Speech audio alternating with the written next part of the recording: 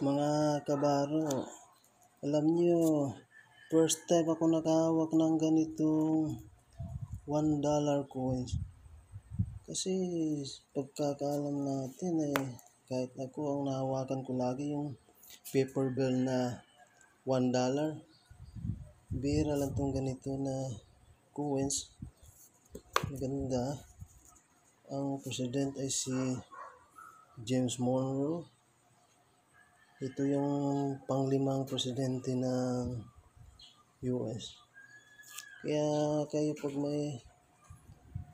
kayo lumalabas at nasuklian kayo ng ganitong coin na kakaiba, huwag nyo nang pakawalan kasi sayang din to. Darating ang time na ito na magiging rare coin ito at maraming mga coin collector na maghahanap ng ganito. Ito ay magkakahalaga ng malaki.